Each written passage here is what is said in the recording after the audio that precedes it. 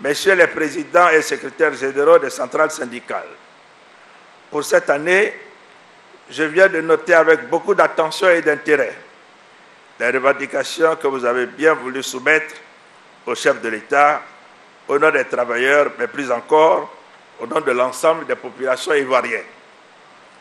Je me réjouis de la prise en charge d'une partie substantielle de ces revendications dans les 12 projets prioritaires du programme social du gouvernement.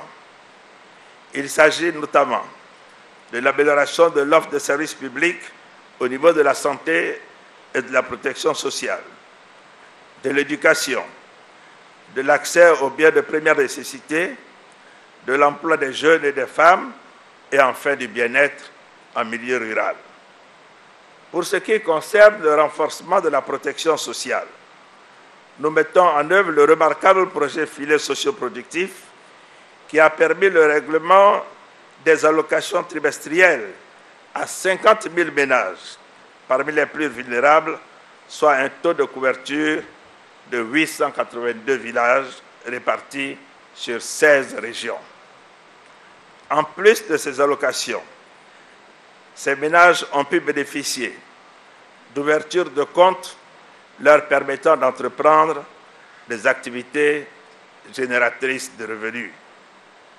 Ces allocations sont également assorties d'engagements des ménages, à travers notamment la vaccination et la scolarisation des enfants, en particulier de la jeune fille, en vue de renforcer l'impact de ce projet sur le développement du capital humain.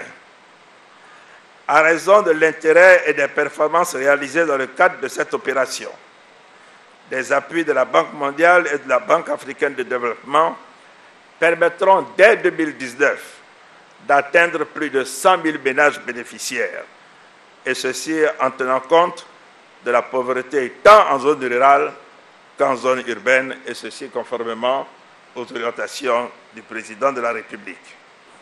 S'agissant de l'emploi, la stratégie du gouvernement consiste à renforcer les politiques de soutien aux petites et moyennes entreprises afin de favoriser leur développement et ainsi leur permettre d'offrir des opportunités d'emploi et de stage pour nos jeunes.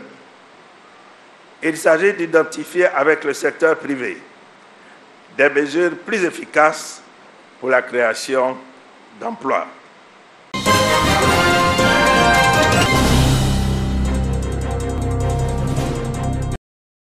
Lancé en début d'année, le programme social annoncé par le gouvernement est dans sa phase d'exécution. Les populations ivoiriennes accompagnent alors cette politique sociale. À Kouriakourou, village de la sous-préfecture de Lolobo, la mutuelle de développement vient de lancer les travaux de réalisation d'un centre de santé intégré. Centre de santé qui soulagera les populations qui parcouraient plus de 10 km pour se faire soigner. Composé d'un dispensaire, d'une maternité et de 2 logements, cette structure sanitaire va coûter plus de 60 millions de francs CFA. Pour le développement de Kouriakourou, nous ne nous reposerons pas. Dans cette perspective, nous nourrissons le noble et immense projet de construire un centre de santé de type 2 dans notre village, soit 4 bâtiments. Le dispensaire, la maternité, le logement de l'infirmier et le logement de la sage-femme. Procédant à la pose de la première pierre, la ministre Raymond Goudou Kofi a félicité les populations du Kouriakourou pour cette œuvre. L'État de Côte d'Ivoire ne peut pas tout faire. Et j'apprécie et je salue toutes ces volontés constituées au sein d'une mutuelle et qui permettent le développement de nos villages et de nos villes. Comme vous le savez, le président de la République a initié un programme gouvernemental social qui permet aujourd'hui de toucher chaque ville, chaque village du pays. La ministre de la modernisation de l'administration et de l'innovation du service public a exhorté les mutuelles de développement à accompagner le gouvernement. Kouriakourou est peuplé de plus de 600 habitants. Électrifié depuis 1996, ce village attend sa connexion au réseau d'addition en eau potable et la réhabilitation de son école primaire construite dans les années 70.